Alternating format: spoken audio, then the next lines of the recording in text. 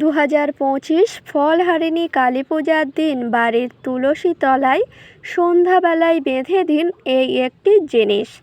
বাড়ি থেকে বাস্তু দোষ দূর হবে, প্রচুর অর্থের প্রাপ্তি ঘটবে।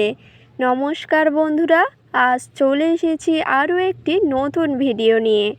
আশা করছি ভগবানের আশীর্বাদে সকলে ভালো আছেন, সুস্থ আছেন। তো বন্ধুরা, সামনেই কিন্তু আসতে চলেছে ফলহারিণী কালী পূজা। আর এই ফলহারিণী কালী পূজার দিন যদি বাড়ির তুলসী তলায় সন্ধ্যাতে যদি বেঁধে দিতে পারেন এই জিনিসটি, তাহলে কিন্তু বাড়ি থেকে বাস্তু দোষ, নেতিবাচক শক্তি একেবারে দূর হয়ে যাবে এবং সংসারে আসবে প্রচুর অর্থ ও সৌভাগ্য। এই কারণে বলি বন্ধুরা, অবশ্যই করে কিন্তু ভিডিওটি সম্পূর্ণ দেখতে থাকুন, একদমই স্কিপ না করে। আর আমার চ্যানেলে নতুন হলে অবশ্যই চ্যানেলটিকে সাবস্ক্রাইব করে পাশে থাকবেন। প্রথমেই বলি বন্ধুরা, ফলহারিণী কালী পূজার দিন সন্ধ্যাবেলায় যদি বাড়ির তুলসী তলায় বেঁধে দিতে পারেন এই একটি জিনিস, তাহলে কিন্তু গৃহদোষ, বাস্তুদোষ একেবারে দূর হতে পারে এবং সংসারে আসতে পারে প্রচুর অর্থ ও সৌভাগ্য। এই কারণে অবশ্যই করে 2025 সালে ফলহারিণী কালী পূজার দিনে অবশ্যই করে সন্ধ্যাতে বাড়ির তুলসী তলায় বেঁধে দিন এই জিনিসটি। বাস্তুদোষ, গৃহদোষ একেবারে দূর হবে এবং আপনাদের স্বামীদের আয় উন্নতি বৃদ্ধি পাবে, সংসারে অর্থ আসবে, সৌভাগ্য আসবে এবং মা কালীর আশীর্বাদে সংসার হবে মঙ্গলময়। আর হ্যাঁ বন্ধুরা, ফলহারিণী কালী পূজা খুবই জাগ্রত একটি পূজা। আর অবশ্যই করে আপনারা চাইলে এই কালী পূজার দিনে অবশ্যই করে দান ধ্যান এগুলি করতে পারেন। আপনাদের বাড়িতে যদি কোনো গরিব দুঃখী বা ভিখারি আসে, তাহলে কিন্তু অন্ন বা বস্ত্র দান করতে পারেন। এটি কিন্তু অত্যন্ত শুভ। এবং বাড়িতে যদি কোনো ভিখারি বা ভিক্ষুক চলে আসে, এই ফলহারিণী কালী পূজার দিনে আপনারা কিন্তু দূর দূর করে তাড়াবেন না। এটি কিন্তু ভগবানের আর এক রূপ। এই জন্য অবশ্যই করে আপনারা আপনাদের সাধ্য মতো কিছু দান অবশ্যই করবেন। তার কারণ হচ্ছে বন্ধুরা, ভিখারি, ভিক্ষুক বা গরিব দুঃখিনীকে দান করা অত্যন্ত পুণ্যবান একটি কাজ বা মহান একটি কাজ। এই জন্য অবশ্যই করে ফলহারিণী কালী পূজার দিনে বাড়িতে যদি ভুল করেও কোনো গরিব দুঃখিনী বা ভিখারি বা ভিক্ষুক চলে আসে, তাহলে অবশ্যই করে অন্ন বা বস্ত্র দান করুন। এটি হচ্ছে অত্যন্ত শুভ একটি কাজ। এই জন্য অবশ্যই করে কোনো গরিব দুঃখিনী বা ভিক্ষুককে কিছু দান করা অত্যন্ত মহান বা পুণ্যবান একটি কাজ।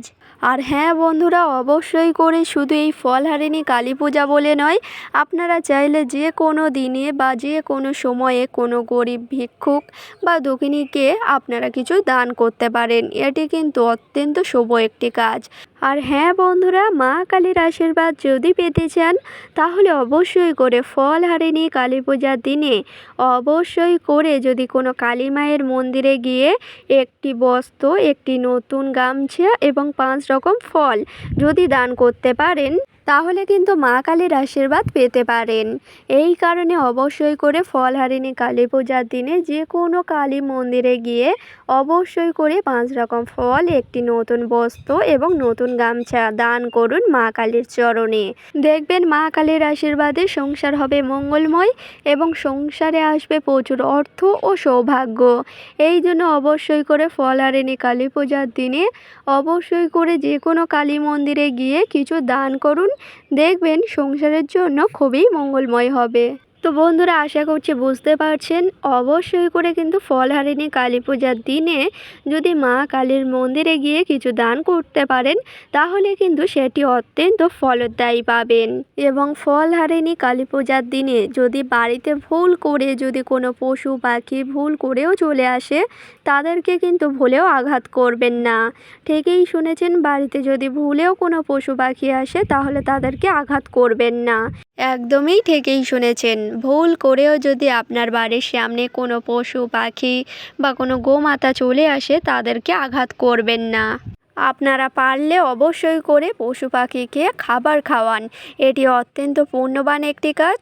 কিন্তু ভুল করেও আঘাত করা বা হত্যা করা, এটি কিন্তু খুবই খারাপজনক একটি কাজ। এই জন্য ভুল করেও কোনো পশু পাখিকে একদমই আঘাত করবেন না।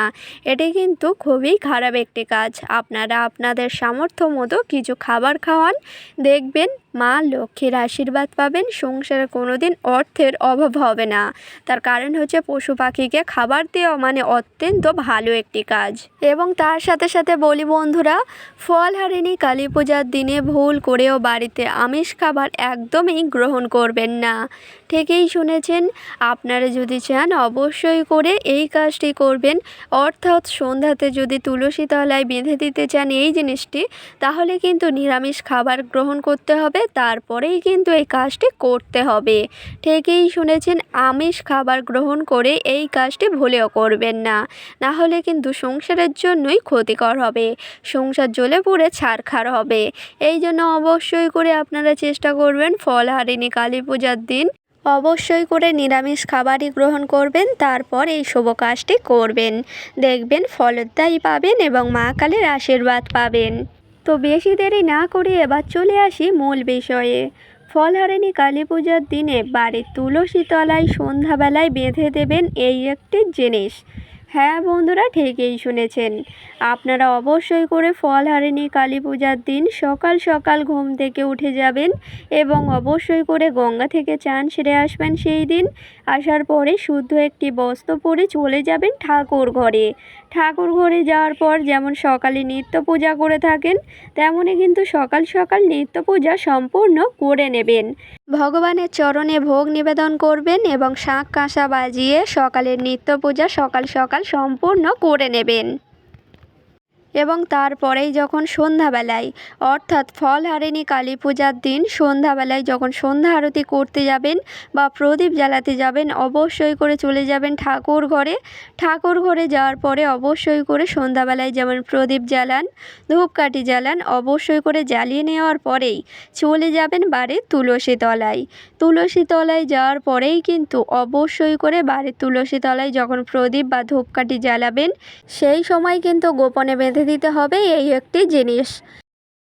আর সেটি হচ্ছে বন্ধুরা, অবশ্যই করে যখন সন্ধ্যাতে তুলসী তলায় আসবেন, একটি হলুদ রঙের সুতো নেবেন এবং তুলসী তলার গোড়ার দিকে 3 পাট করে জড়িয়ে দেবেন। ঠিকই শুনেছেন, যদি ফলহারিণী কালী পূজার দিনে সন্ধ্যাতে তুলসী তলায় যদি এই হলুদ রঙের সুতো 3 পাট করে জড়িয়ে বেঁধে দিতে পারেন, তাহলে কিন্তু সংসার থেকে বাস্তু দোষ, নেতিবাচক শক্তি একেবারে দূর হবে এবং সংসারে আসবে প্রচুর অর্থ ও সৌভাগ্য। তো বন্ধুরা, এই কাজটি যদি ফলহারিণী কালী পূজার দিন করতে পারেন, তাহলে কিন্তু সংসার থেকে বাস্তু দোষ, নেতিবাচক শক্তি একেবারে দূরে চলে যাবে এবং সংসারে আসবে প্রচুর অর্থ ও সৌভাগ্য। তো বন্ধুরা, আজকের ভিডিওটি ছিল এই পর্যন্ত। ভিডিওটি ভালো লাগলে লাইক করবেন, শেয়ার করবেন, কমেন্টে লিখে যাবেন জয় মা কালীর জয়।